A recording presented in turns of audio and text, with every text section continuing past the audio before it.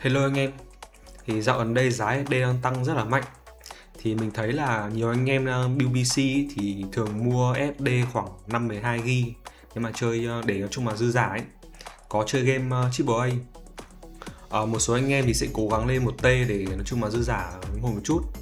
Mà tuy nhiên thì những cái game hiện tại ấy, thì nó đã rất là nặng rồi. Đâu đó khoảng 100 hơn 100GB, có những game 200GB. Thì sau khi mà anh em cài Win với cả cài các cái phần mềm cài game ấy, thì anh em chỉ cài được khoảng, mình nghĩ là khoảng 5 đến 6 game để làm sao cho SD nó phải chống độ khoảng 20%, 20 25% đấy, dùng để cho nó gọi là SD nó đủ nhanh ấy.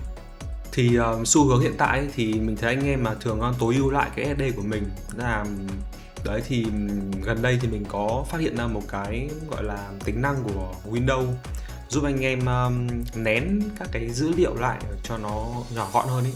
Thì tính năng này có sẵn trên Windows luôn. Thì trước tiên để tìm hiểu về nó thì anh em cứ mở cho mình Chrome trước nhé. Sau đó anh em gõ cho mình chữ Compact GUI ấy. Compact GUI, anh em gõ chữ này này. Đấy. Sau đó thì anh em mở cái dòng đầu tiên lên nhé, có GitHub này. Thì đây lại khá là một cái giao diện UI mà các cái dev trên GitHub này đã làm cho mình sẵn rồi, nên mình chỉ việc tải về và cài thôi. Thì thay vì anh em bình thường anh em phải dùng những cái dòng lệnh PowerShell với cả CMD để bật cái tính năng nén folder ấy, nhưng thì cái này nó giúp anh em dễ dùng hơn thôi. Đấy, nó sẽ thao tác bằng giao diện UI thì dễ dùng hơn. Thì mình đọc mô tả qua một chút nhé. Thì Compact GUI nén các cái trò chơi và chương trình của bạn một cách minh bạch, giảm dung lượng sử dụng mà không ảnh hưởng đến chức năng của chúng. Nó hoạt động dựa trên API Win32 để đạt được kết quả tương tự như Compact.exe, công cụ dòng lệnh có sẵn từ Windows 10 trở đi, tức là có sẵn rồi. Và Compact GUI là gì? Compact GUI.exe đó là một lệnh nhỏ với tập hợp các thuật toán được giới thiệu trong Windows 10, cho phép bạn nén các trò chơi, chương trình và các thư mục khác một cách minh bạch và hầu như không làm giảm hiệu năng, gần như không làm giảm hiệu năng của anh em. Compact GUI chỉ đơn giản là tận dụng một API để hiển thị chức năng theo cách thân thiện hơn với người dùng, tức là nó là một cái giao diện UI. Thay vì mình dùng các cái lệnh CMD với cả PowerShell ấy. Nén trong suốt điều này nghĩa là gì? Trong suốt là các tệp có thể dùng bình thường trên máy tính, như thể không có gì xảy ra. Chúng giống như được đóng gói lại như các tệp zip và ra, tức là nó nén lại, xong rồi anh em phải giải nén nó ra. Thì cái giải nén này nó sẽ lấy một chút hiệu năng của CPU khi mà mình mở cái thư mục game đấy. Bạn vẫn có thể duyệt web, khởi chạy trò chơi và chương trình giống hệt như trước đây, chỉ là chúng chứa ít dung lượng hơn. Điều này khác với tính năng nén tích hợp sẵn trên các phiên bản Windows cũ hơn thế nào? Tính năng này tương tự như tính năng nén tích hợp sẵn Windows, nhấp chuột phải thuộc tính nén để tiết kiệm dung lượng, tức là giống như là nén ổ đĩa, tức là trên Windows có một tính năng là nén ổ đĩa. Tuy nhiên các thuật toán mới được giới thiệu trong Windows 10 trở nên vượt trội hơn nhiều, mang lại tiện nén cao hơn mà hầu như không ảnh hưởng đến hiệu năng, tức là nén được nhiều hơn, nén sâu hơn. Những người dùng ổ cứng HDD cũ thậm chí có thể thấy hiệu năng được cải thiện dưới dạng thời gian tải giảm, các tệp nhỏ hơn có thể được đọc vào RAM nhanh hơn, và CPU có thể giải nén chúng ngay lập tức, nhanh hơn nhiều so với ổ cứng HD thông thường. Ok, thì bây giờ mình sẽ download nhé. Download luôn.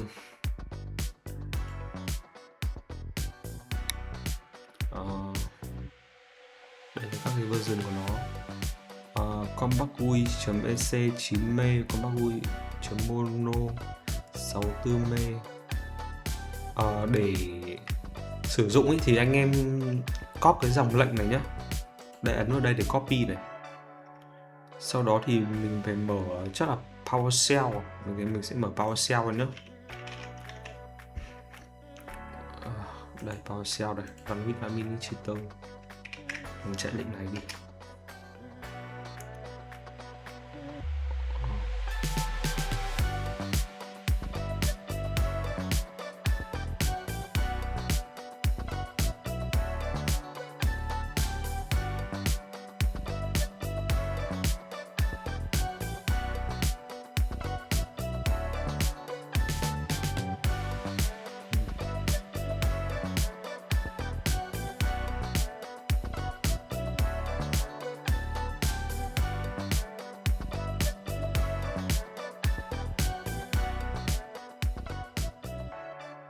Socket fully installed, thế là mình cài xong rồi.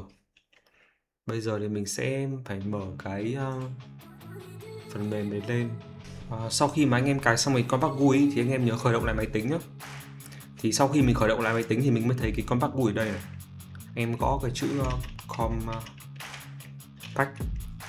GUI. Đây mình thấy cái lệnh comment đây rồi. Bây giờ mình sẽ mở này lên nhé.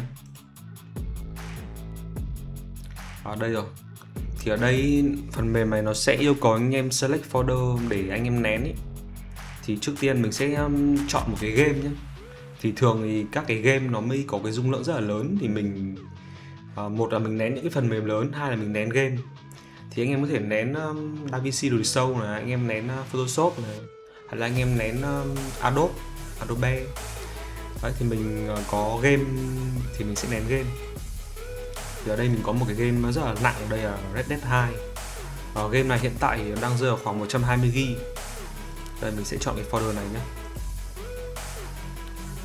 Ở đây thì họ sẽ có 4 chế độ nén. Đây mình cũng có cái mô tả, đây mình sẽ đọc lại mô tả. Thì đầu tiên là Express 4K này thì là nhanh nhất nhưng mà yếu nhất, tức là nén thì nén rất là nhanh nhưng mà nén thì nén rất là ít thôi, nó không nén nhiều.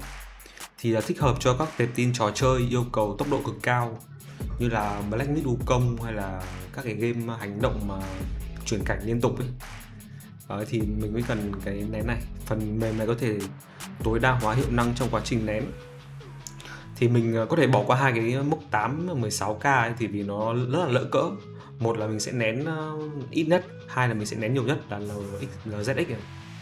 Một là mình sẽ ưu tiên hiệu năng, hai là mình sẽ ưu tiên về dung lượng. Thì LZX này là chậm nhất nhưng mạnh nhất, thích hợp để lưu trữ các tập tin đã được lưu trữ, dữ liệu sao lưu hoặc dữ liệu ít truy cập. Nhưng mà cũng có thể là nén cho game được, tại vì là nhiều khi mình sẽ kiểu như là cái game ấy thì nó sẽ ăn vào GPU nhiều ấy, thì giải nén thì ăn CPU. Thì CPU mà anh em đủ mạnh ấy, thì anh em có thể nén cấp cao nhất cũng được, bởi vì là nó không ảnh hưởng đến FPS của anh em mà nó chỉ ảnh hưởng đến cái CPU của một tí thôi. Thì hai cái này mình sẽ test trong hôm nay luôn. Đây mình sẽ test thử cái nén Express 4K trước nhé. Đây thì mình sẽ chọn này. Ở đây nó sẽ có một số tùy chọn như là bỏ qua tệp khó nén ý.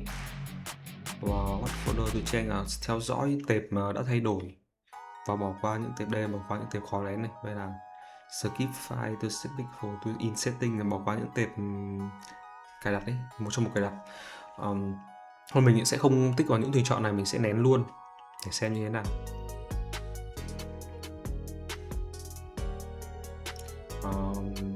Mặc định sẽ là 120GB và sau khi nén thì mình không biết là nó sẽ giảm bao nhiêu. Thì anh em ngồi chờ tí nhé. A few moments later.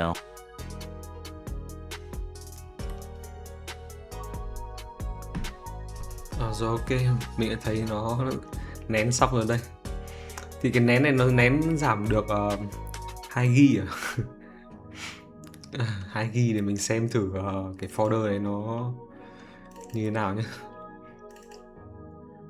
Đây thì ở đây nó sẽ vẫn ghi là 120GB, nhưng mà anh em mình show option ấy và chọn property này, thì ở đây nó sẽ ghi là size 120GB và size on disk là 117GB, tức là nó nén được khoảng gần 3GB rồi anh em ạ.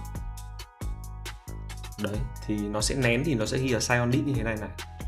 Sau khi mà test cái phiên bản là Express 4K này thì mình thấy là nó nén rất là ít, không đáng kể lắm. Thì bây giờ mình sẽ chọn LZX nhé. Đây là phiên bản nén cao cấp nhất của Windows. Mình sẽ chọn phiên bản này xem nó sẽ tiết kiệm được bao nhiêu dung lượng nhé. Rồi, compress selected luôn. Rồi cái này cũng rất là lâu nên là mình sẽ skip đoạn này nhé. 2000 years later. Mình cũng nén xong cái game của mình rồi. Bây giờ nó giảm được cho mình có 4% thôi, đâu đó khoảng 4GB. Bây giờ mình xem cái thư mục của game của mình nhá. Mình vừa chuyển game sang tất cả sang OD rồi anh em ạ. Thì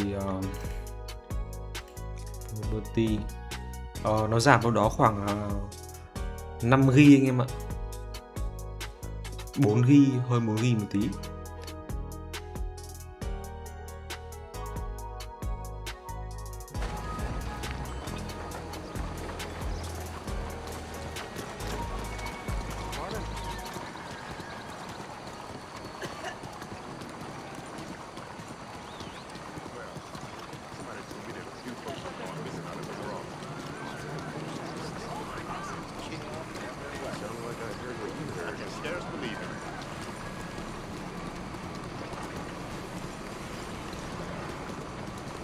Hello. How do you do? Good day. I'm well, thanks. Watch yourself. Careful. Belle journée, n'est-ce pas? Howdy, partner. How do you do, sir?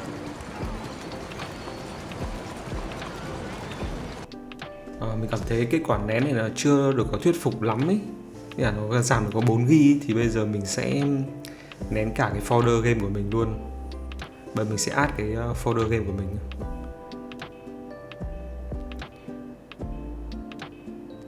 Rồi bây giờ mình sẽ nén hết cái folder game này luôn. Trừ Red Dead 2 ra mình đã nén rồi.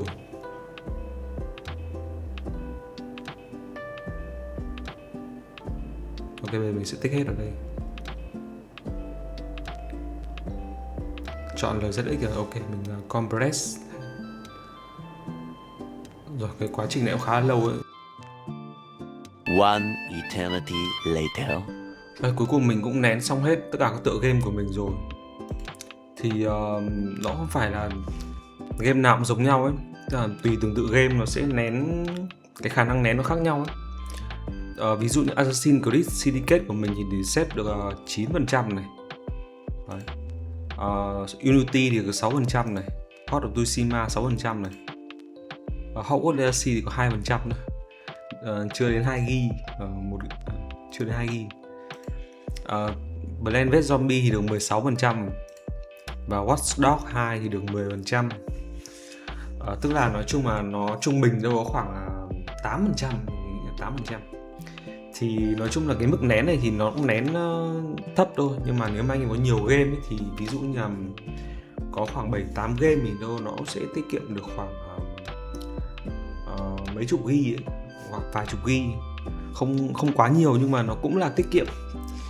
Với cái thời điểm SD vật giá leo thang như này thì mình nghĩ là nó cũng là một cái gì đấy tiết kiệm hơn một chút.